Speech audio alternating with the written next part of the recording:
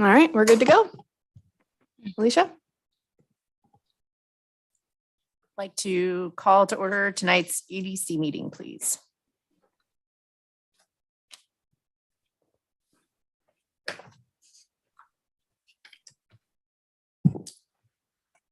Alicia Ness. Here. Kelly Maxfield is absent with prior notice. Carrick Brown is absent with prior notice. Erica Winston. Here. Steve Langley. Here. Carol Noker.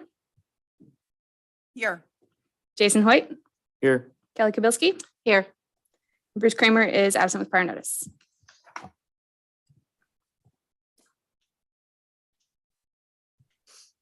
I would like to get a motion to approve the minutes from the February 22nd meeting. So moved. And Second. Okay, Steve, thank you.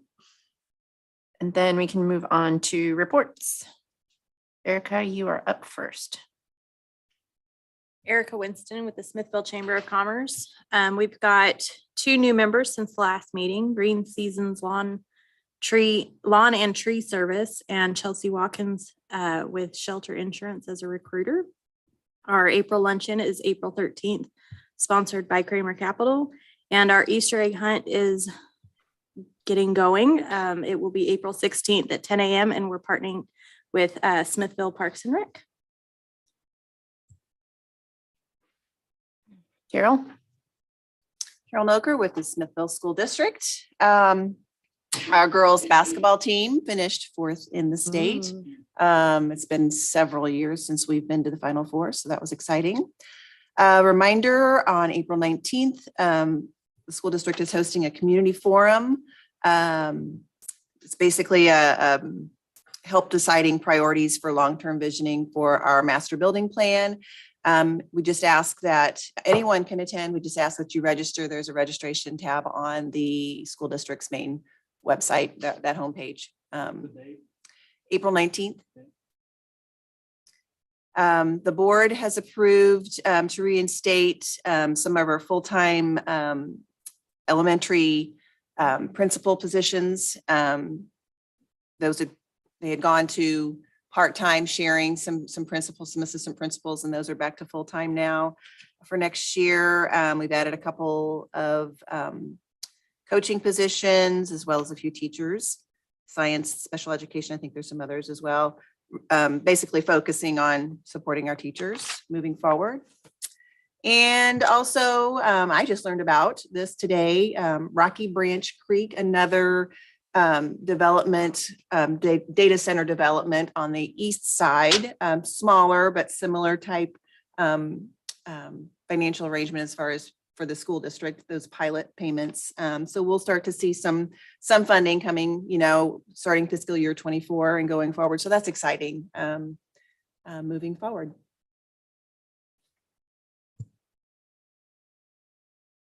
Okay, Chairwoman's report. Lots of events coming up. Parade of Hearts just got started, which is going to be great for Smithville tourism.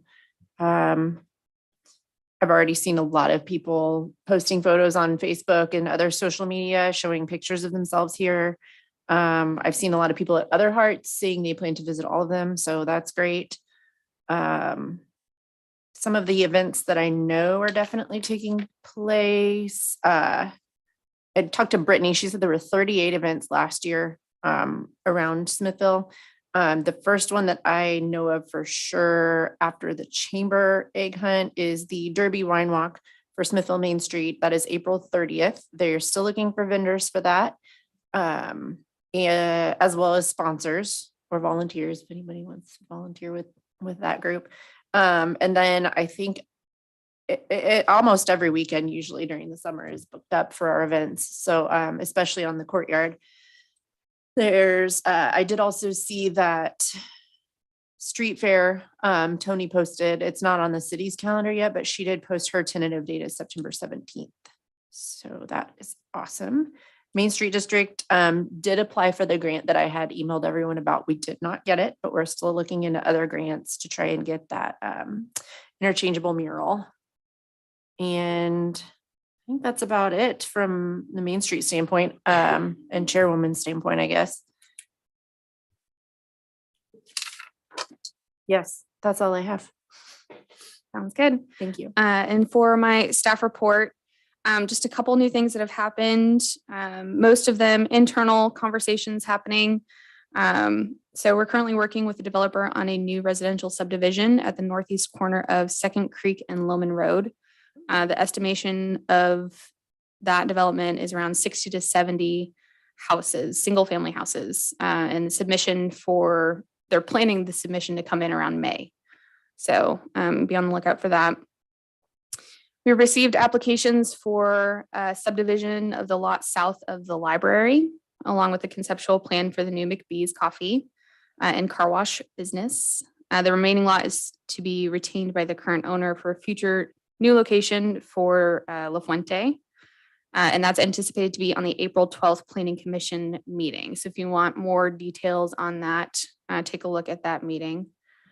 And we've also received an application for a new subdivision and conceptual plan for the northeast corner of 169 and 144th Street. It's a mixed-use development with 46 townhomes, 209 apartment units on 3 different lots and 10 commercial/retail lots. The application also shows 2 fast food lots, 1 hotel lot, and 7 other retail/commercial lots. If all goes well in review, happening right now, that will also be on the April 12th meeting, the Planning Commission meeting. So Where was that located? 169 and 144th Street. Mhm. Yep. And that is all that I have for the staff meeting today.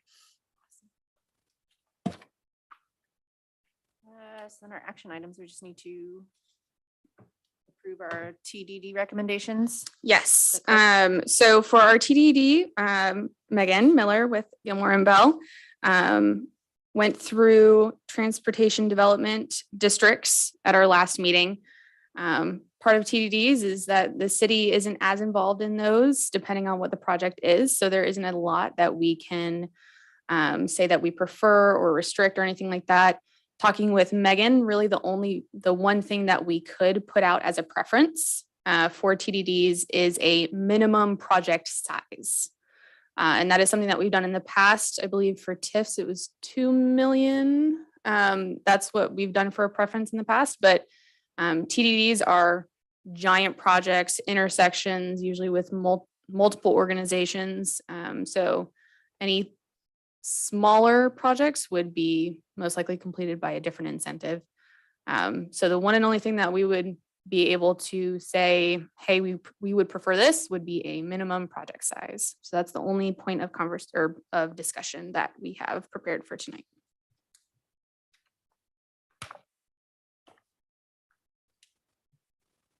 Any thoughts on a minimum project size for TDDs? What would be the downfall to us just not having any sort of recommendation or for a low point minimum for that? I don't think there would be a downside. Okay. We could turn it down regardless. Yeah. Yeah. Hmm. Megan, do you have any recommendations? No, not necessarily. I think that with a TDD, staff would be able to kind of filter out, if a request came in for a TDD that was for like a stretch of road that just wouldn't make financial sense to, go through the entire TDD formation process. I think that staff would be able to, kind of explain the process and stop it if need be. The only thing other than what Anna said for project size, because she's right, just to make sure that there aren't, any small transportation projects that are able to do this. TDs, like I explained, last week we went through that whole presentation. They're complicated. They go through the court system, and they tend to really only be useful when it comes to like a major highway intersection, bridge, something like that. But like I said, I don't see a downside because I think staff could filter out what was, good and what wasn't necessarily the best use of a TDD incentive. I think that's our answer. All right, so I'm hearing not having any preferences whatsoever and just moving forward with what the state statute is. I All right. agree. I will need a motion, a second, and a vote. Make a motion to follow the state statutes when approving size for TDD type development. A second. All those in favor? Aye. Aye. Opposed? Thank you. Our next item is neighborhood improvement districts, special business districts as well. This is our last education session. Congratulations. It's been long coming. So Megan will be going It's to not be- been that bad. No, absolutely not. We enjoy having you with us, Megan. I think it's been fantastic. It has I been really- fantastic. I really. Yes, absolutely. And so what the process will look like after this is that, Megan, I think it would be beneficial for you to join us at our next meeting to go over decisions on NIDS and SPDs. But after we make that decision, I will go back and make a comprehensive recommendation, bring it to EDC for final approval, to then take the recommendation to the Board of Aldermen, present it to them, for them to then have any additional notes, comments, and then to approve it, to have it as a policy tool moving forward for economic development. That would likely be on their May meeting. Okay. If he's gonna come back, he's gonna do TDDs next and then. We just did TDDs I mean, you yep. mentioned is this week and then next month. next month you have to bring it back for approval if you get it done. Mhm. And then the month after that would be the approval for Probably have to- all of it as a whole. Mhm. For us all to approve it all as a whole. Okay, so Yep. it'd be maybe June So or July. 3 It's months. probably all in work session. Correct. Gotcha. Yeah. Okay. Could be the invite. I just figured, Summer, you know, at some point. this somebody summer. might want to attend and Well, work sessions are filling up. It's all budget. Yeah. All summer Mhm. budget. Yeah. So it's fall ball. So next election cycle, we talk about sneaking it in. So as we move forward into NIDS and SPDs, Megan has her final presentation for us. Oh wait, I need to make sure that you can actually do that. I think I can. Yeah. Good to go? Screen one. Yes. Okay. Okay, our final presentation. This is going to be on neighborhood improvement districts and special business districts. And as always, feel free to stop me if I'm going too fast or interrupt me if you have any questions. I think you guys will be interested in special business districts. All right, so what are neighborhood improvement districts?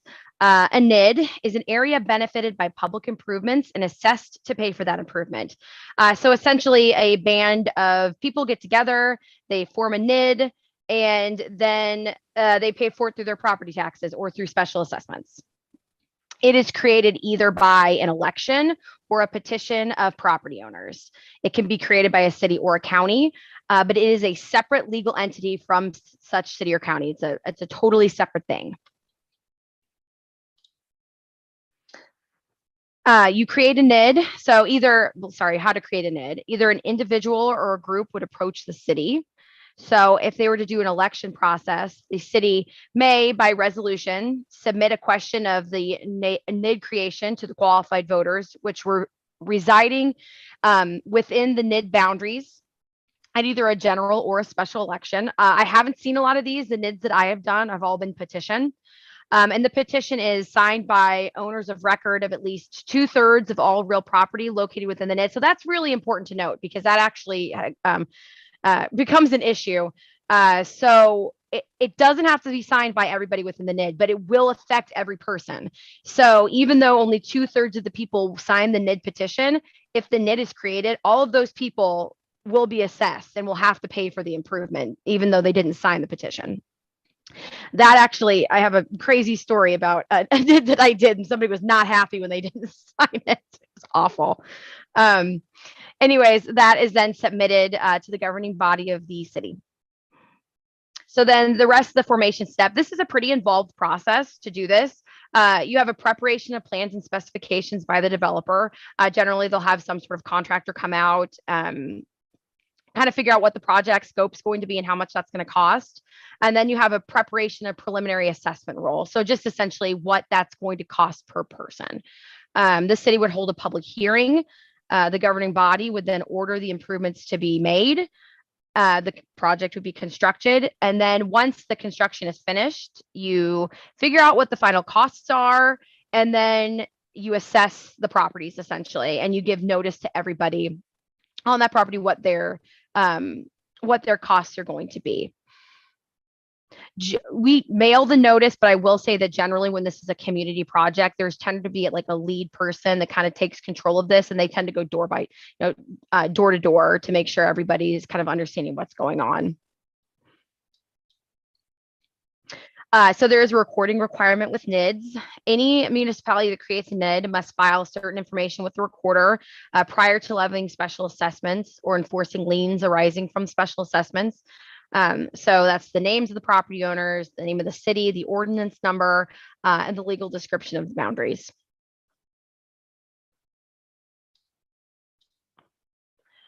So what types of projects can NIDS fund? Only public facilities improvements or re-improvements can be financed. The improvement must confer a benefit on the property within the district, but the improvement is not required to be located within the district. And then here are your favorite types of slides, just a laundry list of everything that we can do. Acquire property, improvements of streets, gutters, curbs, sidewalks, crosswalks, driveway entrances, drainage work, service connections for all your main services, improvement of storm and sanitary sewer systems, improvement of street lights, improvement of parks, playgrounds, and recreational systems. I will note that I say improvement, but that is it not only could it be an improvement of an existing structure, but also a new build. Sorry, as we keep going, landscaping for streets or other public facilities, improvement of flood control works, pedestrian and vehicle bridges, overpasses and tunnels, retaining walls, improvement of property for off-street parking, acquisition and improvement of other public facilities, and then improvements for public safety as well. The ones that I have worked on, I have done quite a few actually up in rural Andrew County. They'll take stretches of gravel roads. There'll be a whole bunch of, there'll be a little neighborhood essentially with, 10 people, and they'll want to pave their gravel road. And so it'll be just a mile stretch. And then every property whose driveway will abut onto that road will, they'll have their property assessed and they'll pay for it that way. So the way they fund this is you issue NID bonds. So the municipality issue bonds to pay for all or a part of the project costs. The principal and interest on the bonds are paid for through the special assessments that are collected. The bonds are considered general obligation bonds and count towards the city's legal debt limit. They are limited to 20 years. So if not paid from the assessments, they're paid from the current income and revenue and surplus funds of the city. So the city's not required to impose any new or increased tax to pay the debt service. They can by voter approval. But if the assessments aren't paid and these NID bonds are outstanding, then the city has to use their funds to pay it. The city is the backstop on this one. And actually, we have had municipalities get in trouble with this, where they have tried to do a NID on a new development for housing. And because, the lots aren't all paid for yet, occasionally nobody ever buys the lots. And so then you have all these lots that are assessed and not enough money coming in to pay for whatever improvement that the NID did. And so then the city has to pay for it. So that makes this a little bit tricky. Bonds, in this case, though, bonds can only be issued in the amount of up to 10% of the assessed valuation of the issuer. So they can go up to a pretty decent amount, but really we only see them for pretty small projects. All right, sorry, we're going into special business districts next. Do you have any questions about NIDS? All right, we'll move on to special business districts. All right. So what are special business districts? They are political subdivisions with the power to impose a real property tax, a business license tax, and special assessments, depending on the size of the city in which it is created. And they can fund certain public improvements and services. It is another separate legal entity apart from the city. So how you form a special business district, a group of property owners would approach the city. They would file a petition. That petition must be signed by one or more owners of real property on which who pays the real property taxes within the district. The governing body of the city would adopt a resolution of intent to form. The city would then conduct a land survey and investigation and file that with the city clerk. So the survey and investigation would include suitable location for the improvements, the approximate cost of acquiring and the improvement of land, the area to be included within the district, the need for and costs of the services, the percentage of costs of acquisition, special services, improvements in the business district, which are to be assessed against the property within that district, and that part of the costs, if any, which are to be paid by public funds. So that's a pretty involved process, although ironically, there's not any statutory requirement of what the petition should have in it. So I always find that interesting. Then a public hearing will be held by the city, and then the city would approve an ordinance creating the district. So the types of improvements, and this is a long laundry list of things that special business districts can fund. So you can widen or narrow existing streets or alleys, and then you can instruct or install any of the following: pedestrian or shopping malls, plazas, sidewalks, parks, meeting and display facilities, convention centers, bus stop shelters, restrooms, aquariums, aviaries, tunnels, overpasses, underpasses, lighting, benches, sculptures, telephone booths, traffic signs, fire hydrants, kiosks, display cases, trash receptacles, marquees, awnings, walls and barriers, paintings and murals, alleys, shelters, fountains, landscaping, and plantings of trees, bushes, shrubbery, and flowers. Install and operate or lease public music and news facilities, construct and operate childcare facilities, construct lakes, dams, and waterways, construct, reconstruct, etc., parking lots or parking garages. So as you can see, it's a pretty detailed list of things that can be constructed within the boundaries. But additionally, there's also services that can be funded by special business districts. So the types of public services are operating buses, other modes of transportation, lease space for sidewalks, tables and chairs, provide special police or cleaning facilities and personnel, maintain all city-owned streets, alleys, malls, bridges, ramps, tunnels, lawns, and trees, grant permits for newsstands, sidewalk cafes, prohibit or restrict vehicular traffic within the district to provide means for emergency vehicles to access that district. Additionally, they can promote business activity within the district by advertising, decorating public space, promoting public events, furnishing music, and then just the general promotion of trade activities. And then with the city's consent, they can also prohibit traffic on streets, both pedestrian and vehicular. So the governance of a special business district. So with these, it's kind of split between cities with more than 350,000 residents and then cities with less than 350,000 residents. So cities with less than that, which is Smithville, the governing body of the city actually serves as the governing body of the special business district. But then a special business district board is created to serve as kind of an advisory capacity and also a recommending body to the city. So they're still there, but in cities that are, more than 350,000 people, that special business district board is the governing body. So the funding sources, real property taxes, which can't exceed 85 cents per $100 of assessed valuation. And then also a business license tax, which cannot exceed 50% of the other business license taxes imposed within the district. So these must be voter approved. The residents and owners of property within the special business district are the qualified voters for the property taxes, and the holders of business licenses, which within the special business district are the qualified voters for the business license tax.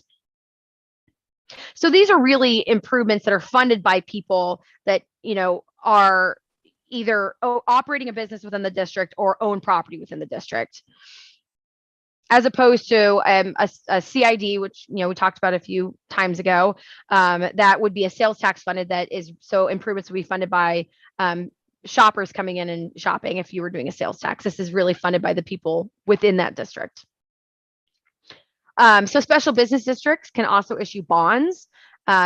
They are general obligation bonds. They go for a maximum of 20 years. And they also are the revenue bonds, which can be from a revenue producing facility. And then the bonds are paid from those revenues. So I will note our firm doesn't do a lot of these. I've never done one. My boss has never done one. These tend to be created by like the groups that want to form them. They will hire attorneys to do this formation process. Our firm has concerns regarding the election procedures for a special business district, particularly for the approval of GO bonds. So we always recommend if bonds are something that are being considered as a funding source, a CID is a much better way to go rather than special business districts. But they are a unique incentive, but just not one we see a ton of. All right, and that's the end. That was pretty short and sweet this time.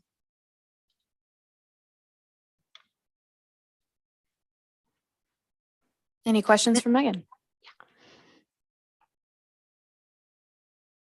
I threw a lot at you. I'm sorry.